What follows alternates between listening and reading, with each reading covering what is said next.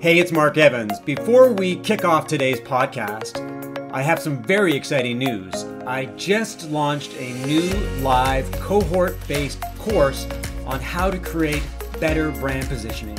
This is something that I've wanted to do for a long time, and thanks to Maven, I finally made it happen. It starts May 9th. It consists of 5 sessions. We'll cover insights into why positioning matters.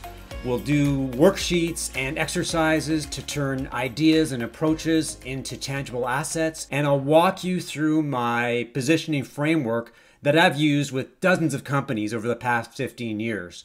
To learn more, visit maven.com/mark-evans/brand-positioning.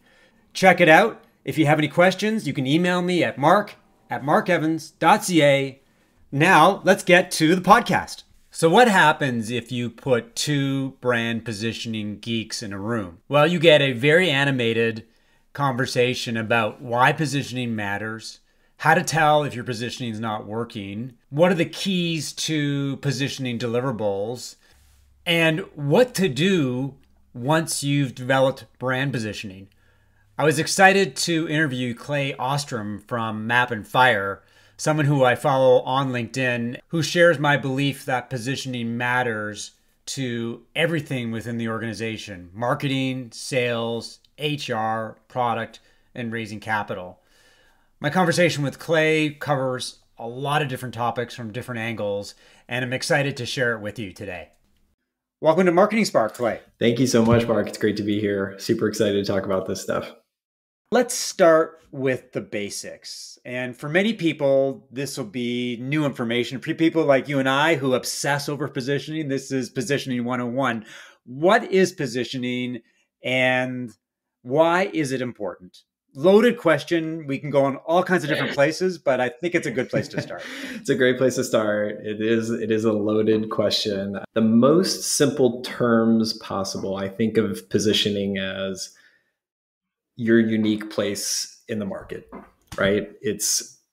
At the end of the day, what we're trying to figure out is where you fit, where you can occupy a space that people can understand and remember.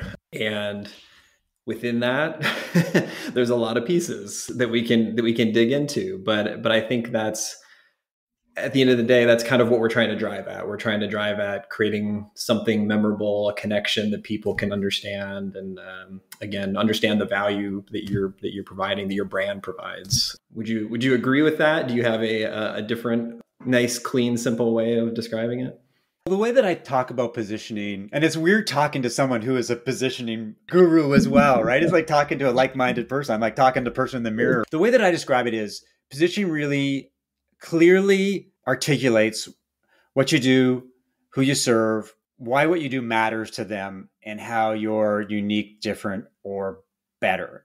How does that align with the way that you look at the world? So if we move past that just initial top line statement, yeah, we immediately get into the who you serve, the which market you're in, the what value you provide, the how you're different, all of those different pieces that you often see when if you're looking at, I think anybody who's done any work around positioning has probably stumbled onto a template or two that tries to distill all of this into a simple statement. And it's often built around those fundamental building blocks. Of course, the devil's in the details, and really understanding those things on a deep level and understanding your differentiation and your value. Those are the things that we end up spending a lot of time talking about when we work on it with companies.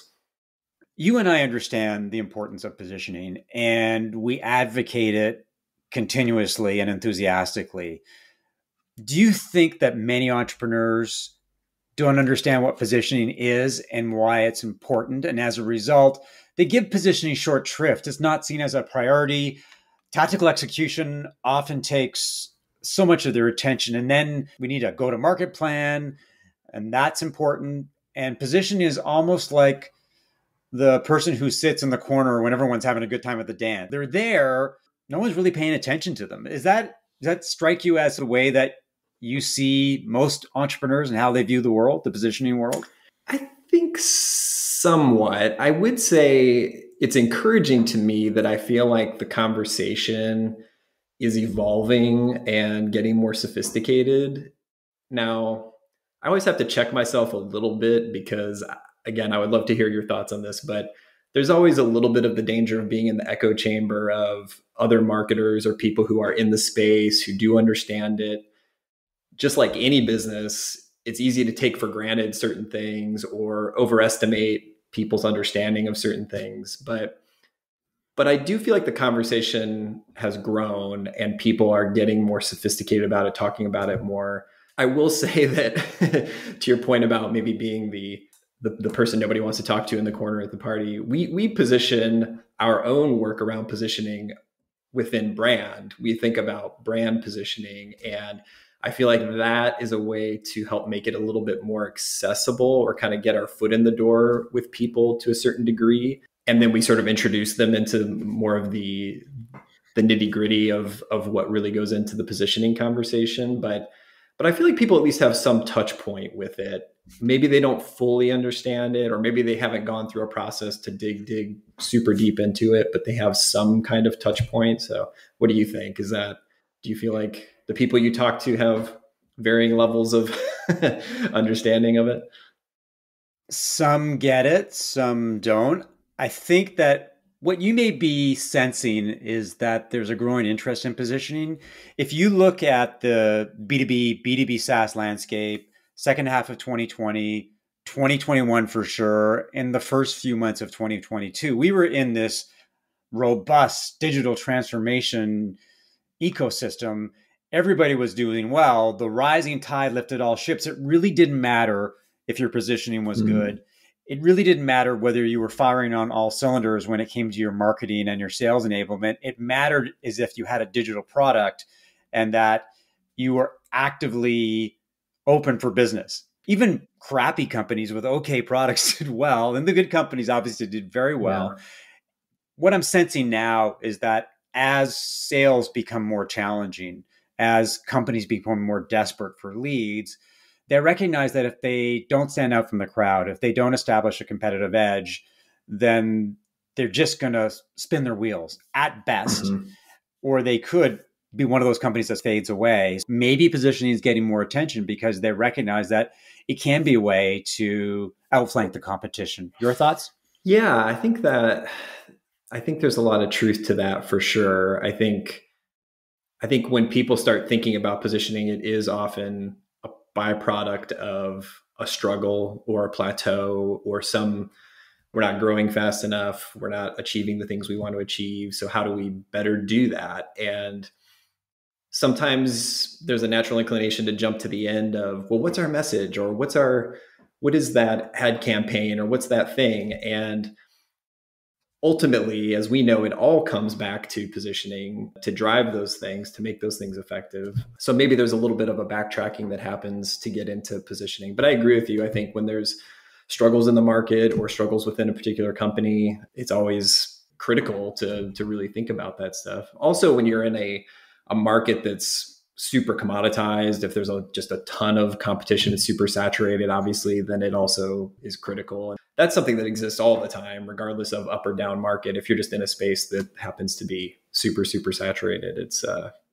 really hard to stand out. Yeah, well, and you could argue that every single B2B SaaS marketplace is super saturated because the barriers to entry have come down. Launching a company is relatively easy. I say relatively in quotation marks. Right. That if you haven't got positioning, you haven't got a robust marketing budget, then you're really at a disadvantage. I want to pick up on something you said in terms of how a company knows that it has a positioning problem. What are some of the symptoms or some of the signs that our positioning isn't working? And what do you think tips people over from thinking about it, exploring the idea, to actually saying, we got to do something about it? Again, because it is really at the heart of the business, I think it's easy for me, and then maybe you feel the same way, to say, well, almost any struggles that you're having from a business perspective could be connected back to your positioning, probably on some level. Certainly, if you're thinking about marketing and sales specifically, that could be anything from, we're not getting great engagement on our website, we're not getting people to dig deeper into the site, they're bouncing, they're coming in staying for a few seconds and leaving because they don't maybe even get what we do, let alone put us in the right consideration set for something that might be applicable to them. On the sales side, it's longer sales cycles and longer conversations and having to have 3 conversations with a client instead of maybe 1 or 2 because there's so many questions and you're not able to tell a succinct story about what that value is. When we think about our customers and we think about the evaluation process, say they actually do have a sense of what they need and they spend a bunch of time evaluating a bunch of competitors in your space and they're going from site to site to site to site. You just don't have a lot of opportunity to, or you don't have a lot of time to make your case and to occupy again some kind of place in their mind that's memorable and they can come back to. So again, I think it affects all of those things. I think it really affects virtually every expression of your marketing and sales. I don't know. Do you think that's overstepping at all, or do you kind of look at it the same? I think it sounds really good in theory. I think that as someone who spends a lot of time and focus on positioning, it's something that truly that you believe. But I would say that many companies, when they look at the fact that their website's not converting or they've got high bounce rates or their sales cycles are long, they're looking for quick hacks. This whole growth hacker movement, if I change the color of the CTA or the wording of the CTA, if I reconfigure my navigation or put my social proof higher up or embed a video in the homepage, those kind of things are going to change the ball game. It's going to make a difference. And then I'll be able to measure it using data because they always go back to data. It's almost like they're scratching the surface. They see the symptoms, but they don't see the root cause. And I would argue that a lot of them don't see positioning as a problem. I think it takes them time to get their heads around. It's almost like they panic and they realize, oh my God, I got a story problem after they've gone through this checklist of change that, and nothing's changed. Maybe I'm being overly dramatic, but I think that a lot of companies think that way because they're looking for quick fixes and positioning takes time to develop. Right. Yeah, I agree with that. I think, of course, and all the things you mentioned do matter, right? Those things are important. The UX, the experience of the site, the choice of color, the choice of CTAs, like all of these things matter. It's not that they don't, but like you said, I think it's easy to get in a cycle of tweaking 100 little things because you feel like you're doing something. You feel like you've got a new thing to test. You've got a new idea that you can quickly implement, but it really may not be, like you said, really, it's kind of scratching the surface. It's not necessarily getting at the heart of stuff. And I really do believe that, yeah, you can be moving all these little pebbles around, but then you've got this giant boulder in the middle that is your position and is ideally being expressed through your core messaging. And if that story is missing the mark, it kind of doesn't matter if you're moving all the little pebbles around. The boulder is just kind of sitting there like a lump, or or it's pushing people along, whichever however you want to use that metaphor, I guess. We started the conversation with a positioning 101 question. Let me ask you another. What are the dangers of ignoring positioning or not having clear positioning that resonates, positioning that makes an impact, that differentiates you from the competition? If you don't have good positioning, what are the consequences? What are the ramifications? Well, I think, it comes back to all the stuff we've been talking about. I think at the end of the day, nothing you do is going to be particularly memorable or effective. It's going to be extremely hard for any of your customers to really remember who you are in the space. There's just so much noise out there. As you said, I think there's not a lot of categories out there that aren't super saturated. And if you are ignoring the position and you haven't nailed it down, you're just going to continue to struggle. You're always going to be limited by that on some level. I don't know if maybe there's more to that question, but so were you just saying like, what are the other challenges you run into, or what are the consequences of not having clear positioning? Because as we mentioned, every company operates in ultra competitive marketplaces. Right. Lots of things will give you an edge. It could be the fact that your product is user friendly, or that it's less expensive than the competition, or it has an amazing brand because your customers love it. That could set you apart. That could be the way that you could rally around positioning in the marketplace. But if you don't have that, if you really haven't nailed down what you do and why it matters, then the risk is that you'll be lost in the crowd, is that you'll have a product, but it'll be more meh than anything else. People won't love it because they really don't know why it matters to them. And I think that's ultimately what it comes down to. Does this product, is it relevant to what I may need? Could it deliver the experience that I want? Yeah.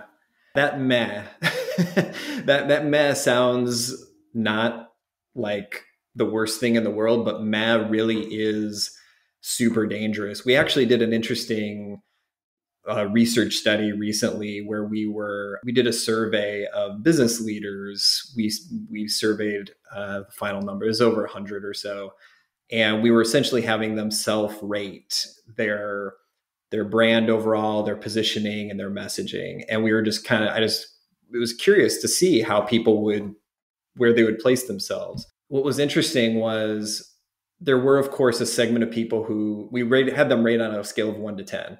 And there was a segment of people, of course, in that 9 to 10 range who felt like were super solid. And there was also a segment of people in that 1 to 6 range of they probably really do need to do some work. But there was the biggest segment was in that 7 to 8 range. And what I think is so interesting about that is, to me, that is the embodiment of meh. That is absolutely the segment that you really can be super dangerous in a sneaky way, because it means we're probably okay enough to maybe it's not raising a super giant red flag internally, but nobody's going to remember you in that range. And it's kind of like NPS scoring. And that's kind of what we used as the crux of it, where 9 to 10s are your people who they're supportive of your brand. 1 to 6 are the detractors, and the 7 or 8 are basically nothing. They don't really count because they're you just kind of in one ear and out the other. So I think that's a really interesting piece of what we're talking about right now, which is maybe people being in that 7 to 8 range, not fully recognizing there's an issue at hand, but secretly suffering from having a lack of clear positioning as well. The results that you saw make sense to me. I think one of the things that we suffer from, or companies suffer from in a fast moving marketplace, is good enough. This acceptance of good enough. It's not bad. It's not awesome, but it's okay. And so companies will continue to operate with good enough positioning, good enough messaging, good enough marketing and sales. They'll think that they'll be able to run their business efficiently, that they'll be successful with good enough. And I think you and I recognize that good enough isn't good enough, is that unless you stand out from the crowd, then there's no way that you're going to get the success that you want, the business momentum that you want, the competitive edge that you want. And that may be the biggest thing that we struggle against as positioning advocates, is that people don't really appreciate the importance of positioning, going back to the original question where we started off this conversation. I think the danger, again, of pretty good is bigger than most people think. And I think a lot of it can come back to lack of expertise, lack of process to go through positioning and really dig into it in a deep way. And again, there's plenty of templates out there that help you sort of fill in the blanks, Mad Lib style of here's your customer and here's your value and here's your market and here's your differentiators. And I think that's where you end up in that meh range, where you kind of check the box, you answer the questions, you fill in the blanks. And I think a lot of the times it ends up that you end up answering them with sort of, well, this is the first thing that came to mind. These are the ideas that we've been talking about for years. And of course, these are the answers. And you're really not digging below the surface and thinking about it in a super, again, structured or deeper way.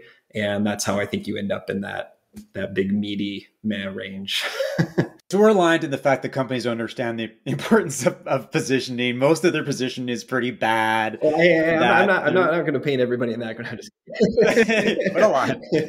But I think we're agreed that a lot of companies can definitely improve their positioning if they recognize that their positioning needs to be improved. Right. So let's assume that I'm an entrepreneur or CEO or CMO, and I recognize that I need better positioning. My customer story isn't as powerful, isn't as compelling as it should be, or it pales in comparison to the competition. How do companies start with positioning? What are some of the things that the checkpoints along the way that a company is going to go through with either whether they do it themselves or whether they do it with someone like you or me that will take them from bad positioning to the end product where they've got much better positioning? Walk me through that process. We have spent a lot of time refining our process over the years and really trying to get it as lean and clear as possible. A big part of, just to go off topic slightly, a big part of our mission and how I like to work is I really want to go through this type of work with companies and help them understand the process, not just spit out an output or give them an answer or whatever, but really take them through it and give them tools and frameworks that they can continue to use. Because I'm sure you would agree that positioning, just like every other part of your business, is an evolving thing. It's obviously not a one and done exercise, even though some people might treat it that way at times. So we do have a really strong process, I think, and that's what I really like about going through the work with people. And we kind of break it up into three major pieces. So we start with customers. The three pieces are essentially customers, competition, and offering. That's how we think about it. I think it all starts with customers. I think everything ultimately starts with customers and understanding them on a deep level. And specifically, I think it's really valuable to think about your customers' needs completely separate from what you do. So not even getting into your offering yet or exactly how you solve their needs, but just on its own, what are your customers trying to achieve? Obviously related to your business on some level, but what are their motivators? What are the outcomes that they're seeking? What kind of value do they most prioritize? I don't know if are you a jobs to be done guy, fan? Do you have a take on jobs to be done as a framework? The jobs to be done methodology is interesting because, to be totally transparent, it wasn't something that was part of the way that I worked with clients until probably about a year Oh, ago. interesting. And for whatever reason, I recognize that a lot of the time we're ignoring the end user. We say that we're aligned with what the customer wants and the experiences that they're seeking, but we forget about the fact that people go to work, they fire up their computers or however they do their work. During the day, they're doing different little tasks, and that we need to be aware of the fact that this is their world, and our job is to make that world easier. So yes, the long answer to your question is yes, I believe in the jobs to be done methodology. Nice. Yeah. I think, again, going off of what I was just saying, I think, again, what I really like about it is that it does create this nice, healthy separation from what their needs are and what they're trying to achieve, separate from what you have as an offering and what your solution is. And so we lean a lot on that. And we also use the elements of value, which is another framework created by Bain and Company. You're probably familiar with that one too. But the combination of those two things, I think, is to me a great starting point for really understanding your customers. So understanding, again, what are their needs and what do they value in a solution, or what are they considering when they make a purchase, essentially. So that's kind of where we start. We spend a lot of time on competition. I know people have, I'd actually love to hear your thoughts about this too, because people have differing views about competition. Some people kind of fall into this camp of ignore your competition. Competition doesn't matter. Just focus on yourself, focus on your customers. I've never really understood that point of view. I don't know where you fall on the spectrum of how much to focus or little to focus on your competition, but what are your thoughts on that? Ignore the competition is something that you see gurus, marketing gurus on LinkedIn posting time and time again. And every time they post that, I go, you're full of it. That's such an ignorant view of the world, because two things happen. One is if you ignore the competition, you have no idea what they're doing. You have no idea how they position themselves in the marketing that they're doing. So you're operating in blissful ignorance. The second thing is that if you go through the process of developing this positioning and you come out the other end and your positioning is the exact same as your biggest competitor, then you really haven't done a good job positioning. That's my view of the world. Again, I think we're aligned. So yeah. that's good to know. But yeah, I think, to me, it's and sometimes I've seen some of the posts you talk about, and I do feel like they're sometimes presented as this sort of mutually exclusive idea of like, well, either you believe in your customers or you're all focused on your competition and you're wasting your time with that. And to me, it's not an either or kind of thing. You need to understand both. And like you said, you need to know the positioning of your competition. You need to understand where the openings are and where you fit into that space. And as we're thinking about the value that our customers need, we're trying to think about where do we achieve that on a really high level, and where do we create the most divergence from other things they're considering. And it's that combination ultimately that is kind of at the heart of the positioning for the business. And then the last piece of that, again, that sort of three-point process is the offering. So then once we figure out your customers, your competition, then we really think about, okay, now what is your offer and how does that align with the things we know your customers care about and where you can stand out the most. So that's kind of a high level view of how we think about it. Do you guys have a similar kind of connection of those things? Yeah, it's similar. It's interesting the order that you put it in, because I usually start with the product or offering to get a sense of what do you do and what are the biggest benefits. Then I focus on customers, competition, Mm-hmm. and then I boil down the ocean because you've got all this information and you've got to make sense of it. And eventually then you go to testing. One thing I did want to ask you about is when you are looking for that point of differentiation, whether it's being unique or being different or being better, how big does that differentiation need to be? One of the views of positioning is that I need to be dramatically different from the competition so I stand apart. Mm-hmm. Does it have to be that big, or can it be relatively small so that you have enough of a point of difference that you can rally around it and say, hey, we're different from everybody else, even in a small way? Yeah, that's a good question. I guess I would say optimally, you want to be as far apart as possible. I almost think about the competitive landscape as laying over a map on your customer's brain. And it's sort of like, well, how far apart is your flag from the flag of your competitors? And the further apart they are, I think the more likely it is to stand out as a unique piece of information in their mind, and they'll be more likely to remember it. The closer they are together, the more likely they are to blend together and maybe even kind of get used interchangeably. I do think it is important to find those areas of separation. Now, it doesn't mean everything you do is going to have that kind of separation. There's a lot of points of value where you probably are going to be overlapped with your competitors, and that's totally fine. It's just finding those. If you have maybe 10 points of value that your customers care about, what are two where you can really create a big separation? And I'll give you a really quick example of this. We were working with a company just in this past 6 to 12 months, and they have a business where they make Turkish towels, beach towels. It's a commodity space. It's a space that's just filled with companies who are making similar types of products. In their case, specifically focusing on Turkish beach towels, there's a big market leader called SandCloud. If you've ever heard of them or run across them on Instagram, they've grown quite a bit. We were really trying to figure out, how do we not just stand out, but really separate ourselves from SandCloud? And SandCloud's whole positioning is really built mostly around high quality, but variety. They have a million different styles that you can pick from, whatever your personality is. And they've got partnerships with now lots of big IP companies, Disney's and all those kinds of things. And the company we're working with is much smaller, growing quickly. So when we were thinking about their positioning, we really thought about two things. So one was the size of their towels. So we did customer research. We found that size in the towel category, at least, size really matters.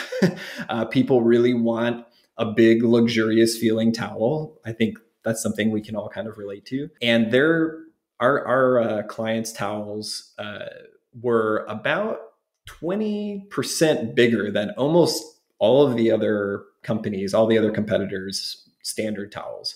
So that was one big advantage. And then the other one was, while SandCloud is worried about doing a million different designs for every occasion, Our client had a very classic uh, single color type design. And it's a classic Turkish beach towel design. If you've ever seen those, it's kind of one color. It's got tassels. It's got some basic stripes that go across it, but they have a lot of different colors, but it's very classic. It looks very elegant. It looks like something you could put in your bathroom and be proud of, but also take it to the beach or take it on a trip.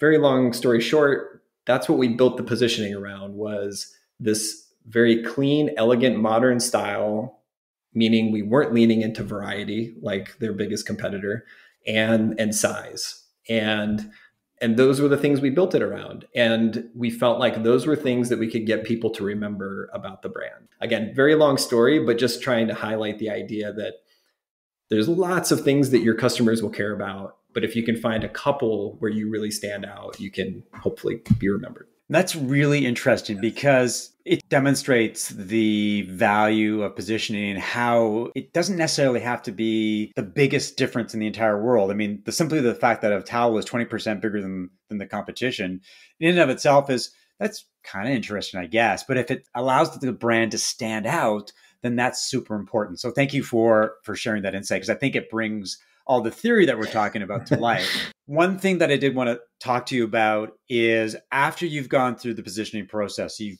looked at yourself and the competition, and you've got a real sense of the fact that your towels are 20% bigger than the competition. What are the deliverables? A lot of companies will say, well, what do I get? I'm paying you all this money. You're going away. You're doing all these things. You're doing competitive research. You're spending a lot of time with key stakeholders. What are you going to give me? Is it a big document full of all the things I should think about? Is it simply a way of thinking? Is it stuff that I could, I don't know, use for my marketing and sales? What is the end deliverable that says to the CFO or the CMO, okay, you paid us all this money and here's this thing? What is this thing? I know. It really is the $1 million question. And for us, it's a mix. So it's, again, we go through this very in-depth process together. So in my mind, I don't think this is what necessarily customers would latch onto necessarily as like, this is the real value. But in my mind, a big part of the value is the process. It's going through it, taking the time, taking a few weeks to think about this stuff on a deep level, obviously also taking the time to do some research and talk to your customers and all of those things. But it's the process. It's the giving yourself some space, some dedicated space to think about this stuff, and not just, again, go through and kind of check the box of what we've always done.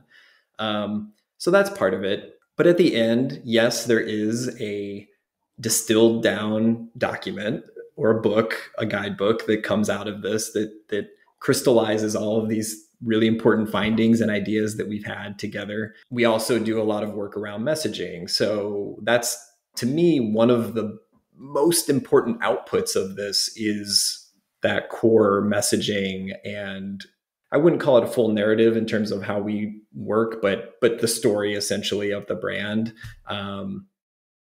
Because again, that's going to be coming through in really everything you do. Every piece of marketing you do, the first sales call that salespeople have with clients, that pitch that they're talking about, that they're telling them, has to embody those ideas. Again, it's prioritizing the points within the positioning. It's messaging examples.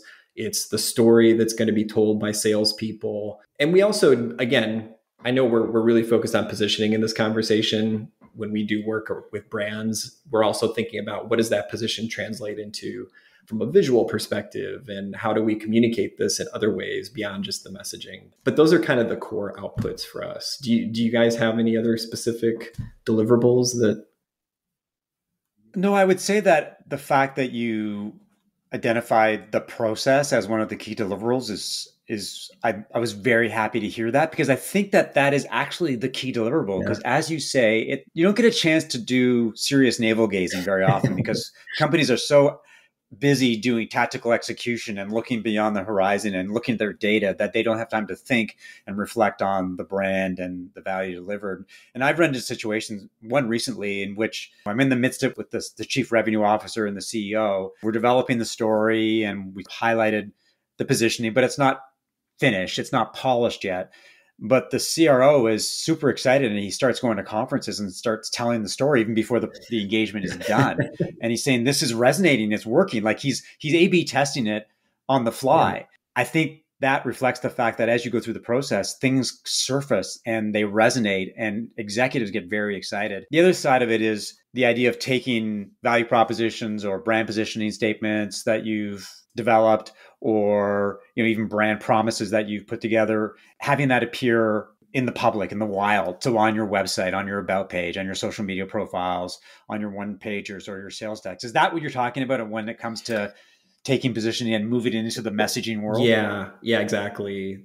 We do often put it in the context of, we will literally say to clients, think about this as the headline on your website, because I think for modern businesses, the website is still the typically the number one touch point for people. It may not be the first touch point. You might run into campaigns and social content and all that good stuff, but the first place they're going to come to learn more is still going to be the website. So I think it's definitely about that. But I really loved what you were talking about with those conversations that people are having, that the C-suite people or whoever the leaders are of the company are having with other people to test out the position, to test out the message and the idea of it, and seeing how it resonates with people. I do think that's often where the first the first real tests happen is with those real life conversations, and those are super important. I'm sure you've done it a million times, getting on a first call with a client and you're kind of pitching them about, at least giving some general idea of what you do and why you're different, and are they just or are they smiling? Are they leaning in? Are they listening? Mm-hmm. Are they responding to that in some way? And that qualitative feedback is super valuable. I think it's a great signal for things are working. So the $64,000 question is, after you've gone through your positioning process and you develop your messaging and you feel good about the work that you've done and the client's excited because they've got a new story, then how do you and how do the client quantify the ROI of the work that you've done? Because at the end of the day, it's all about, am I getting value for money? Is this going to move the needle for the business? Because otherwise it's just positioning for the sake of positioning, just like a lot of companies write content for the sake of content. Yeah. So how do you measure, or how does your client measure the success of your work? Yeah, that's a great question. And I'll say something.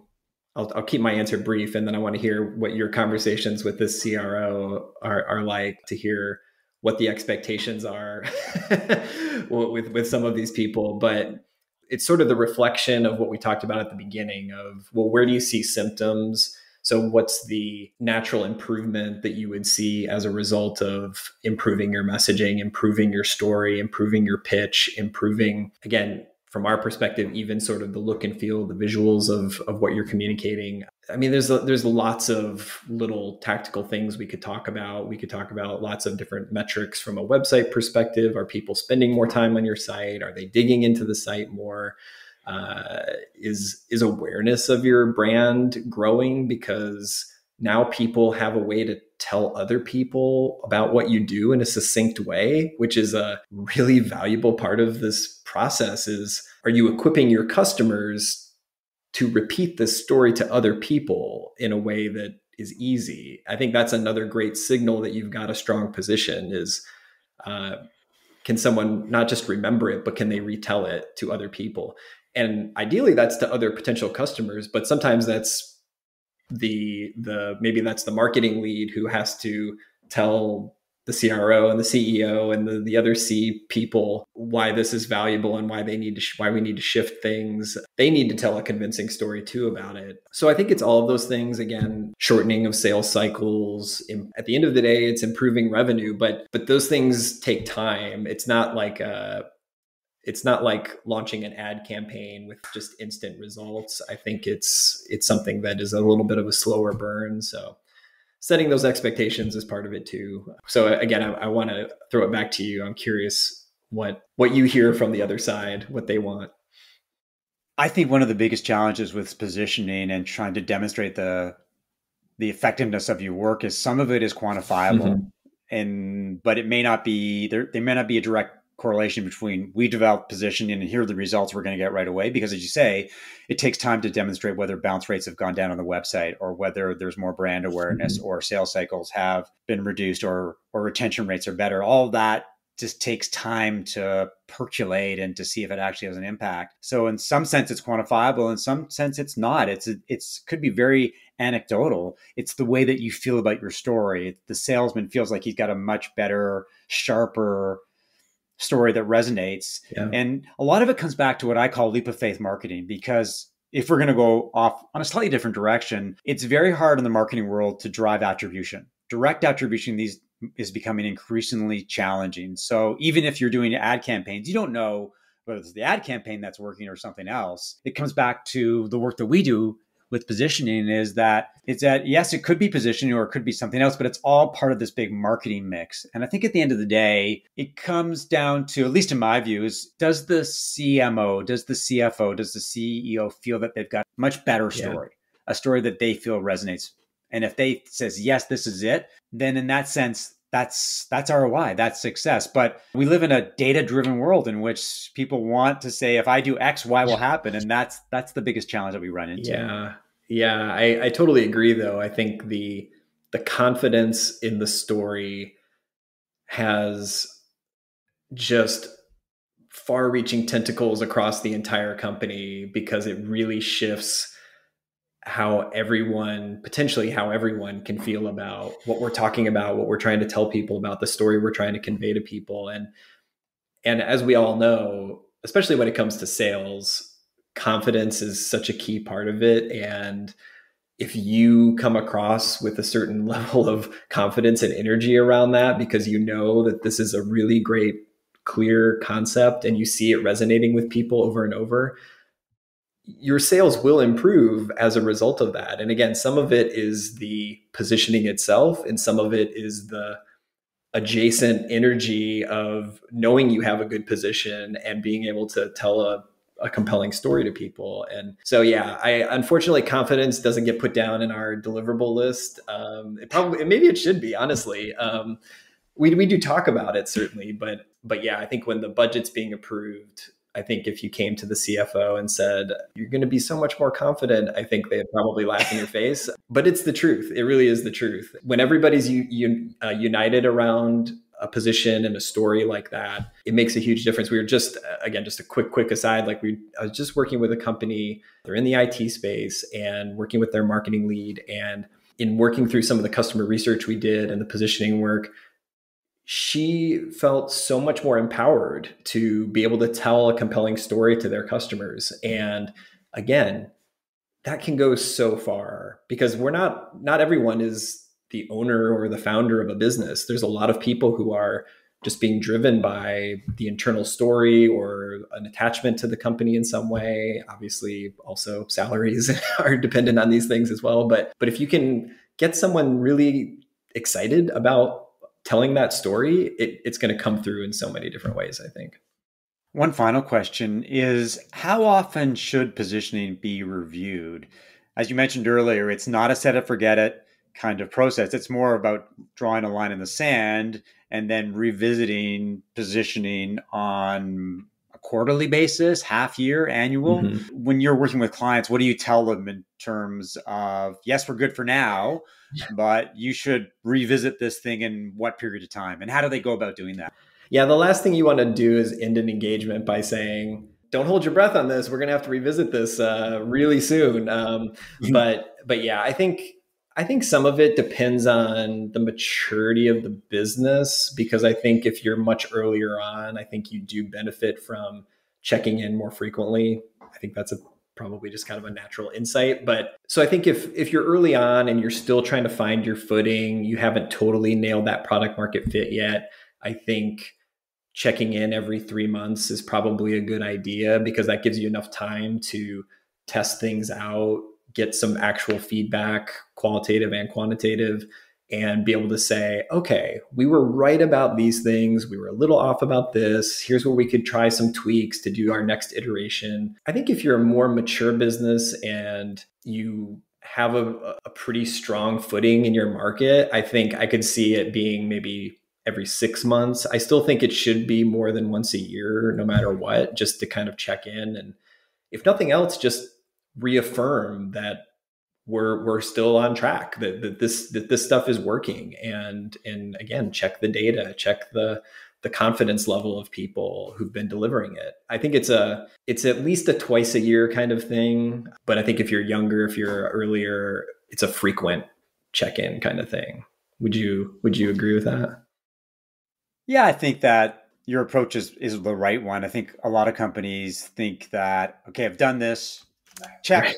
Now I can go on to the next thing, got my story down, but stories change, markets change. Yeah. I mean, last year was all about acquisition and growth, and now this year it's about productivity and efficiency. Yeah. Same product, but customers are looking for different things, and your positioning needs to change to reflect that. Yep. One final question sure. is, where can people learn more about you and Map and Fire? Yeah. The main spot is our website. So mapandfire.com is the main spot, and we've got a whole bunch of great resources on there about positioning and lots of other stuff related to brand strategy and marketing. I'm a big believer in sharing what we do and how we do it pretty openly. So even if you don't want to engage with us, you can probably go there and get some value out of it, hopefully. But yeah, there, and been posting a lot more on LinkedIn. I know you're a presence on LinkedIn. I feel like that's becoming a more important part of our connection points with people. But yeah, I would love to connect with anybody who found this interesting or wants to chat more. Well, thanks, Clay, for the great insight. I felt like it was two positioning geeks sort of nerding out on each other for nothing wrong with that. For an hour. Nothing wrong with that. Hopefully other people will understand our enthusiasm and the fact that we're willing to get into the nitty-gritty to talk about the importance of positioning and why it matters and why companies need to have clear and powerful positioning if they're going to stand out in ultra competitive marketplaces. If your position is off, then it's hard to stand out from the crowd, and you'll struggle for reasons that you think have everything to do with tactics, but really have to do with your customer story. It's such an important piece of work, but we just need to convince the world that they need to care about it as much as we do. I agree. And I am happy to geek out about it anytime. So thanks for having me. Thanks for listening to another episode of Marketing Spark. If you enjoyed the conversation, subscribe via Apple Podcasts, Spotify, or your favorite podcast app, and share via social media.